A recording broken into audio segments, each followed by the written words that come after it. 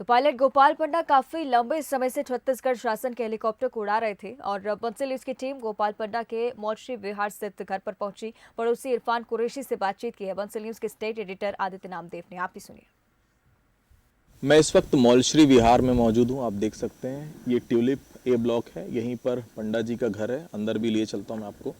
ये जो आपको दिखाना चाहूँगा यहाँ पर, यही 4th फ्लोर में पंडा जी रहते थे और इसी 4th फ्लोर में अभी उनके परिवार के सभी लोग और जो रिश्तेदार हैं, ये देखिए 401 जी के पंडा, ये उनका घर है और 4th फ्लोर में रहते हैं। पूरे परिवार के लोग और आसपास के लोग आए हैं यहाँ पर शोक संवेदना व्यक्त करने के लिए। जो जानकारी आ रही है वो बेहद साफ है कि दोनों पायलट हमने खो दिए हैं, पंडा जी को भी और श्रीवास्तव जी को भी। उनके यहाँ पर कॉलोनी में ही रहते हैं, उनके अपार्टमेंट के पास। उनसे बातचीत हुई थी पड़ोसी से, आज उनका जन्मदिन है तो उन्होंने फ़ोन पे उनसे बातचीत की थी। क्या बातचीत हुई थी और क्या उन्होंने कहा था, मैं आपसे बातचीत करके सुनवाता हूँ। कुरैशी जी मेरे साथ मौजूद हैं। इरफान कुरैशी जी, क्या बात हुई थी? मेरी ये बात हुई थी कि मैंने उनको व्हाट्सएप पे इनविटेशन दिया।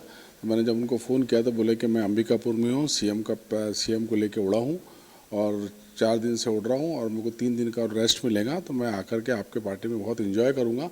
क्योंकि उनके एनिवर्सरी में हमने बहुत नाचे थे सोसाइटी में, तो उन्होंने कहा था कि मैं इसके साथ इसका जो आपने जो किया था तो मैं आपके जन्मदिन में आपको भी बहुत नचाऊंगा। और इतने सज्जन, और हमारे सोसाइटी में एकमित्र एक ऐसा आदमी था कि जो हर आदमी को मुस्कुराहट से नमस्ते करते थे और हर आदमी से मिलते थे और बड़े मिलनसार व्यक्ति थे।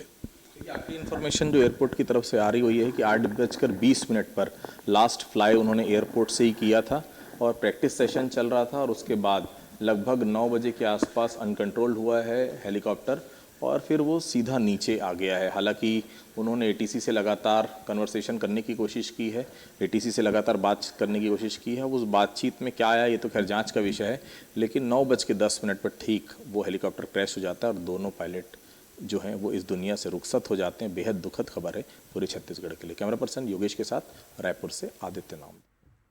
साथ ही इस हादसे को लेकर विधानसभा अध्यक्ष चरण दास महंत का भी ट्वीट निकलकर सामने आया है। ट्वीट कर रायपुर एयरपोर्ट पर हुए हादसे पर उन्होंने दुख जताया है। विधानसभा अध्यक्ष चरण दास महंत का ये ट्वीट, तस्वीर आप दिखाएंगे, इस ट्वीट की तस्वीरें टीवी स्क्रीन पर आपको दिखाएंगे। रायपुर एयरपोर्ट में स्टेट हेलीकॉप्टर की दुर्घटना की जानकारी मिली। दुखद हादसे में हमारे दोनों पायलट कैप्टन जीके पंडा और कैप्टन एपी श्रीवास्तव का निधन बेहद दुखद है। दुख की इस घड़ी में ईश्वर उनके परिवारजनों को संबल एवं दिवंगत आत्माओं को शांति प्रदान करे। डॉक्टर चरण दास महंत ट्विटर हैंडल पर इस ट्वीट की तस्वीरें निकलकर सामने आई हैं। ट्वीट कर रायपुर एयरपोर्ट पर हुए हादसे पर उन्होंने दुख जताया है।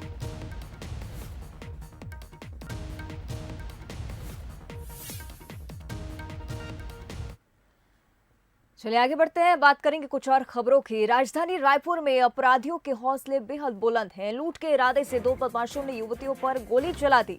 युवती के हाथ में चोट आई है। हमले के बाद मोबाइल लूटकर बदमाश फरार हो गए। तेली बांधा थाना क्षेत्र का ये मामला। राजधानी रायपुर से खबर। अपराधियों के हौसले यहाँ पर कितने बुलंद है, इस खबर से समझिए। लूट के इरादे से 2 बदमाशों ने युवती पर गोली चलाई। युवती के हाथ में चोट आई है। साथ ही हमले के बाद मोबाइल लूट कर ये बदमाश फरार हो गए। तेलीबांधा थाना क्षेत्र का यह मामला है। लूट के इरादे से 2 बदमाशों ने युवती पर गोली चलाई। हमले के बाद मोबाइल लूटकर फरार हो गए।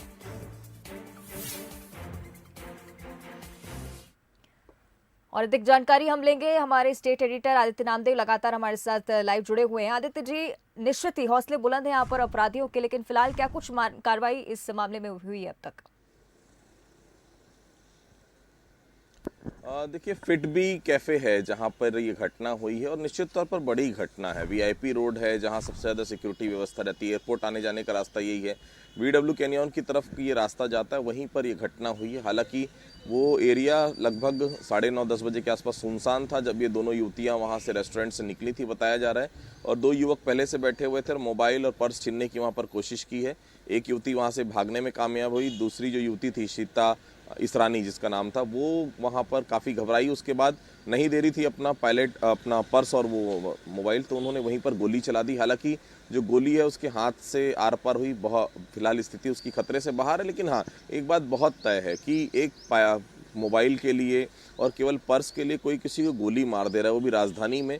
और तो ये बड़ी घटना हर लिहाज से, क्राइम का ग्राफ लगातार बढ़ रहा है और निश्चित तौर पर अपराधियों के हौसले काफ़ी ज़्यादा बुलंद होते जा रहे हैं। रोज़ घटनाएं सामने आ रही है, कहीं पर बलवा की शिकायत आ रही, चाकूबाजी हो रही है यहाँ पर, तो क्राइम का ग्राफ जो लगातार बढ़ते जा रहा है। और ये वीआईपी रोड का जो एरिया है वो जहाँ पर अब इतने सारे कैफ़े खुल गए हैं, लगातार होटल्स वहाँ पर खुल रहे हैं, उसके बाद भी इस प्रकार की घटनाएं हो रही, तो कहीं ना कहीं सुरक्षा व्यवस्था पर एक बड़ा सवालिया निशान रायपुर पुलिस के लिए ज़रूर है। बिल्कुल, सुरक्षा व्यवस्था को और दुरुस्त करने की जरूरत राजधानी रायपुर में। शुक्रिया आपका आदित्य जी इस पूरी जानकारी के लिए। तो रायपुर से लूट का मामला आपको बता रहे हैं, जहां पर्स और मोबाइल लूटने के चक्कर में एक युवती पर गोली चला दी गई। हालांकि युवती की हालत खतरे से बाहर बताई जा रही है, हाथ में हल्की चोट आई है, लेकिन फिलहाल युवती की हालत ठीक है। पुलिस मामले की जांच कर रही है।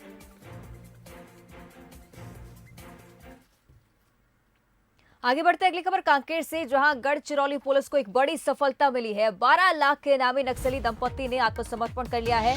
पीएलजीए के सक्रिय सदस्य थे सुकांत और राजे। छत्तीसगढ़ महाराष्ट्र की कई नक्सली वारदातों में शामिल थे। नक्सलियों पर 3 हत्या, 7 हमले, 1 डकैती समेत 11 मामले दर्ज हैं। कांकेर जिले से लगे महाराष्ट्र के गढ़चिरौली का ये मामला। कांकेर से आपको खबर बता रहे हैं, गढ़चिरौली पुलिस को बड़ी सफलता मिली है। 12 लाख के इनामी नक्सली दंपति ने सरेंडर कर दिया है। पीएलजी के सक्रिय सदस्य थे सुकांत राजे, जिन्होंने सरेंडर कर दिया है। छत्तीसगढ़ और महाराष्ट्र की कई नक्सली वारदातों में ये शामिल थे। गढ़चिरौली पुलिस दल के सामने पीएलजीए की कंपनी 10 के 2 नक्सलियों ने आत्मसमर्पण किया है।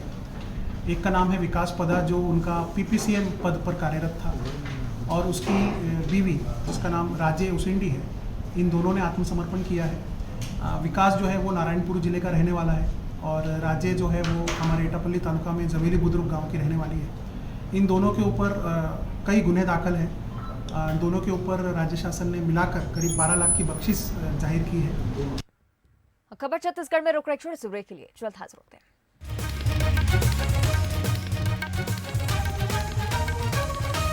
सब बनेंगे फॉलोवर